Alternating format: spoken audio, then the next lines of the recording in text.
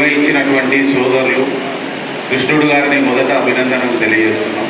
తాను ప్రయాణిస్తున్నది విద్యారంగం, తాను చేస్తున్నది ఉపాధ్యాయ వృత్తి అయినప్పటికీ కూడా బీసీ పుట్టిన బీసీలకు జరుగుతున్న అన్యాయాలు, అవినీతి వాళ్ళ అరాచకాలను ఎదిరించాలనే ఉద్దేశంతో ఉద్యోగిగా ఉన్నప్పటికీ కూడా ధైర్య సాహసాలతో రాష్ట్ర స్థాయిలో ఇలాంటి ప్రోగ్రాములు నిర్వహిస్తున్నందుకు ఆయన అభినందిస్తూ ఈనాటి కార్యక్రమానికి ముఖ్య అతిథి రాజ్యసభ సభ్యులు, భారతదేశం గర్వించదగిన బీసీ నాయకుడు అన్న ఆర్ కృష్ణయ్య గారు, అదేవిధంగా తెలంగాణ రాష్ట్రంలో ఉద్యమంలో ఎంతో పోరాటం చేసి ఉద్యమానంతరం మా పాలమూరు పట్టణానికి ఎమ్మెల్యేగా గెలిచి తదనంతరం మంత్రిగా ఉన్నటువంటి శ్రీనివాస్ గౌడ్ గారు, అదేవిధంగా చాలా కాలం తర్వాత మళ్ళీ బీసీ బిడ్డకు జిల్లా అధ్యక్ష పదవి వచ్చింది సంజీవ్ ముదిరాజ్ జిల్లా కాంగ్రెస్ అధ్యక్షుల గారికి, 2 సార్లు ఎంపీ అవకాశం వచ్చినా వివిధ కారణాల చేత బలైపోయిన అన్న శాంతి కుమార్ గారికి, రాష్ట్ర బీజేపీ ఉపాధ్యక్షులు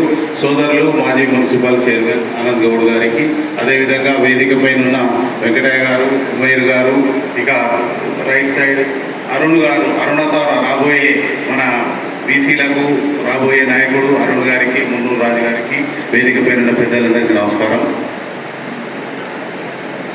చాలా విషయాలు పెద్దలు చెప్పారు. నేను చెప్పేది ఏంటంటే, చిన్నగున్నప్పుడు మన జిల్లాలో 13 నియోజకవర్గాలు ఉంటాయి, ఇప్పుడు అవి 14 నియోజకవర్గాలు అయినాయి. ఒక నాగర్ కర్నూలు తలుచుకుంటే బిఎన్ గౌడ్ గారు జడ్పీ చైర్మన్, అదేవిధంగా వారి ఎమ్మెల్యే. వనపర్తి అంటే ఒకప్పుడు అయ్యప్ప గారు, జయరాములు గారు, అదేవిధంగా డాక్టర్ బాలకృష్ణయ్య గారు.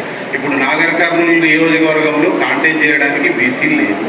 వనపర్తి నియోజకవర్గంలో అంత పెద్ద బీసీ జనాభా కలిగిన నియోజకవర్గంలో మొన్న 3 కూడా బీసీలు కాని వ్యక్తులు కాంటెస్ట్ చేయడం జరిగింది. నారాయణపేటలో డాక్టర్ నరసింహులు నాయుడు అంటే పెద్ద డాక్టరు, మరి అలాంటిది ఇప్పుడు నారాయణపేట ఎవరికి వెళ్ళిందో మీకు తెలుసు. 14 నియోజకవర్గాలు ఉన్న ఈ పూర్వపు జిల్లాలో కేవలం 2 మాత్రమే బీసీ నాయకులు ఉన్నారు. అది వీర్లపల్లి శంకర్ షాద్నగర్లో అయితే, ఇక్కడ మక్కల్లో ఒక ప్రస్తుత మంత్రి వాకిటి శ్రీహరి గారు. 14 నియోజకవర్గాల్లో నిజంగా మన జనాభా ప్రకారం మనమందరం ఐక్యంగా ఉంటే 14లో 8 రావాలి. ఎందుకంటే 2 ఎస్సీలకు రిజర్వ్ చేసిన నియోజకవర్గాలు అవి పక్కకు పెడితే మిగిలినవి. అది ప్రాబ్లం ఏంటంటే, అప్పుడప్పుడు సీనన్న మేము చాలాసార్లు డిస్కస్ చేసుకున్నప్పుడు అనుకుంటాం, అన్న మనకు దేవుడే మన కౌన్సిలింగ్ పెట్టినవే. ఎందుకంటే నేను ఇంజనీరింగ్ కళాశాల యజమాని కాబట్టి ఆ విద్యార్థి క్వాలిఫై అయినాక ఆప్షన్ ఉంటుంది, ఏ బ్రాంచ్ తీసుకుంటావు, ఏ కాలేజీ తీసుకుంటావు, ఏడే చేస్తావు. కానీ మనం పుట్టేటప్పుడు దేవుడు మనకు ఆప్షన్ ఇవ్వలేదు. మన తల్లిదండ్రులకు ఒక ముద్దు బిడ్డగా పుట్టినాం, అందులో బీసీ బిడ్డగా పుట్టినాం. కాబట్టి చాలామంది ఏమనుకుంటారంటే, వీళ్ళు చేతగానోళ్ళు, వీళ్ళకి శక్తి లేదు, వీళ్ళకు యుక్తి లేదు, వీళ్ళకు ఉన్నదంతా భక్తి. ఏం భక్తి అంటే ఊరికాడున్న దొరకై దండం పెట్టే భక్తి తప్ప వేరే లేదని భావించి ఇన్ని రోజులు మనను ఎన్నో రకాలుగా అణచివేయడానికి ప్రయత్నాలు చేసింది. కానీ ఇప్పుడు అందరం ఏకమవుతున్నాం. ఇప్పుడిప్పుడే అందరిలో ఆలోచనలు వస్తున్నాయి. రాబోయే రోజుల్లో తప్పకుండా బీసీలందరూ ఏకమై రాజ్యాధికారాన్ని సాధించాలని. ఆర్ కృష్ణయ్య అన్న మేము విద్యార్థి దశలో 81లో డిగ్రీ చదివేటప్పుడు తదనంతరం ఉస్మానియాకి వచ్చినప్పుడు అన్న, మరి స్టేజ్ మీద చెప్పవచ్చుకోలేదు కానీ వాస్తవంగా చెప్తున్నా, పల్లెటూరులో ఎవరన్నా అన్యాయానికి గురి అయితే అడవులలో ఉన్న అన్నల దిక్కు, విద్యార్థి రంగంలో హాస్టల్లో ఎవరైనా అన్యాయానికి గురువు అయితే ఆర్ కృష్ణయ్య అన్న దగ్గరకు వస్తుంది. మీరేమో పట్టణంలో ఉన్న అయితే వాళ్ళ అడవుల్లో ఉన్న అన్న, అంతే తేడా. ఎందుకు అప్పటికి ఇప్పటికీ నిస్వార్థ సేవతో మీరు చేస్తున్నారు. ఇక మీ పోరాటం వల్లనే, మీ వ్యక్తిత్వం వల్లనే ఈ రాష్ట్రంలో అవకాశం లేకుండా పక్క రాష్ట్రం నుంచి రాజ్యసభ అయిపోయారు. మీ సేవలను గుర్తించారు కాబట్టి మీరు మీ రాజ్యసభ సభ్యత్వానికి రాజీనామా చేసిన మళ్ళీ 3 ఏళ్లలోనే రాజ్యసభకు మళ్ళీ వచ్చిందంటే అది వేరే వ్యక్తుల నుంచి కాదు, పటిష్టమైన వ్యక్తిత్వం కలిగిన వ్యక్తి కాబట్టి అన్న ఆర్ కృష్ణయ్య గారు ఆ స్థాయికి వచ్చారు. ఇక చిన్న సూచన, ఇందులో 1 నిమిషం, ఓసీ అంటే రిజర్వేషన్ లేని దగ్గర కూడా గెలిచిన సర్పంచ్లు ఎవరంటే ఒకసారి చెయ్యొద్దాం. అంటే జనరల్ సీట్లలో గెలిచిన వీరులు ఎవరున్నా మహిళలు, వారందరికీ కూడా మరొకసారి అయితే ఇట్లా నేను, నీవో, నీ తమ్ముడు, బామ్మడు ఎవరో గెలుస్తారు. కానీ ఓసీ నియోజకవర్గాలు గెలిచినంటే, ఎందుకంటే మీ నుంచే అది స్టార్ట్ అయింది. రాబోయే రోజుల్లో అన్న ఆర్ కృష్ణయ్య పార్లమెంట్లో ఉంటారు, రాజ్యసభలో ఉన్నారు, వారికి కొన్ని విషయాలు తెలుస్తాయి కాబట్టి చెప్తున్నా. ఈ జిల్లాలో 14 నియోజకవర్గాలన్నీ ఇప్పుడు 18 నియోజకవర్గాలు కాబోతున్నాయి. పునర్వ్యవస్థీకరణలో భాగంగా ప్రతి ఎంపీ కింద 2 అసెంబ్లీలు గెలుస్తాయి.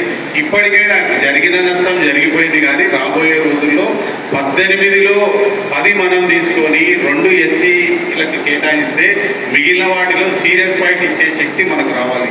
మహబూబ్ నగర్ అంటే ఒకప్పుడు లైట్ ఆంజనేయులు, చంద్రశేఖర్, పులివీరన్న, తర్వాత శ్రీనివాస్ గౌడ్ గారు, ఇప్పుడు అది చేజారిపోయింది.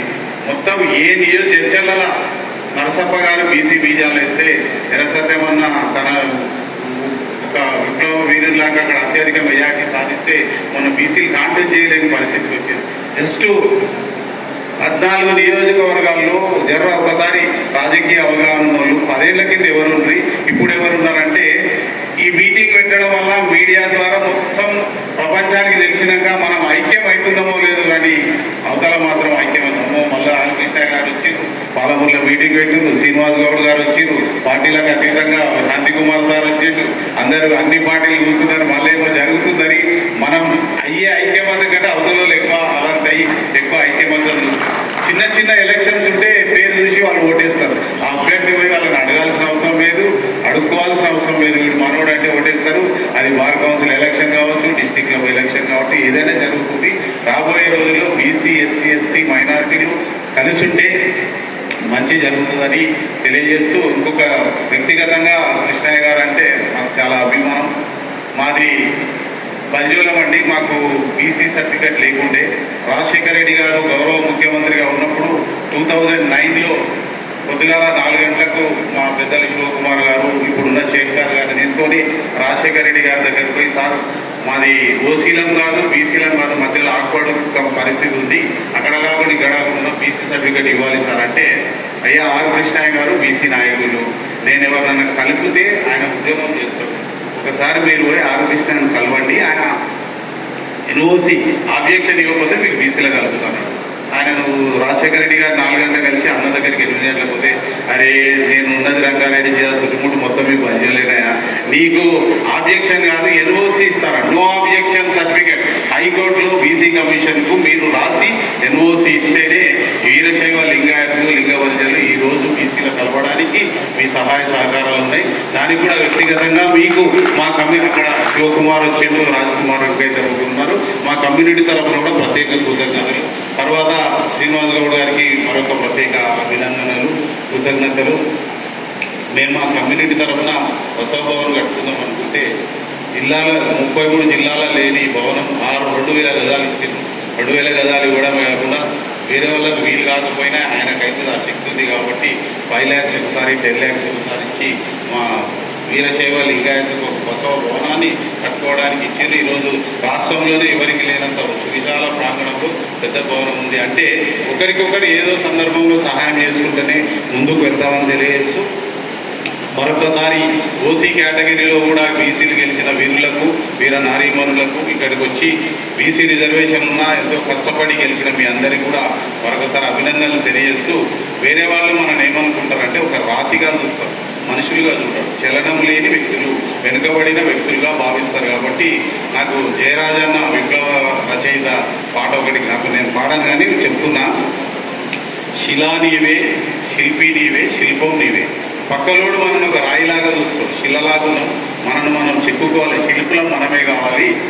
తర్వాత ఆ రూపం శిలా నీవే, శిల్పి నీవే, శిల్పంగా మారి సమాజానికి ముందుకు రావాలని తెలియజేస్తూ, సందర్భం ఏదొచ్చినా చిన్న చిన్న డిఫరెన్సెస్ ఉంటే పక్కకు పెట్టి, అన్నదమ్ములు భార్యాభర్తల మధ్య కూడా డిఫరెన్సెస్ ఉంటాయి, మనం అది చిన్న చిన్నవి పక్కకు పెట్టుకొని లాంగ్ రన్లో మన యొక్క భవిష్యత్తు గురించి ఆలోచించి మనం నమ్మిన వాళ్ళను పరిరక్షించుకోవాలి. అదేవిధంగా మనం ఎవరినైతే నమ్ముకున్నామో వారికి కూడా ద్రోహం చేయకుండా ఉంటేనే బీసీలందరం బాగుపడతామని తెలియజేస్తూ, అన్న 18 నియోజకవర్గాలు వచ్చినప్పుడు నీ సమక్షంలో, శ్రీనివాస్ గౌడ్ గారి సమక్షంలో అందరం కూర్చొని జిల్లాకి ఎవరు మంచిదని 18లో మినిమం 14 బీసీలను అనౌన్స్ చేయాలి. ఒక 12 మందిని గెలిపించుకుంటే రాబోయే రోజుల్లో మన భవిష్యత్తు ఉంటుందని తెలియజేస్తూ, ఈ అవకాశం ఇచ్చిన బీసీ టీచర్స్ అసోసియేషన్ అధ్యక్షుడు సోదరులు కృష్ణుడు గారికి, వారి టీంకు ధన్యవాదాలు. Thank you.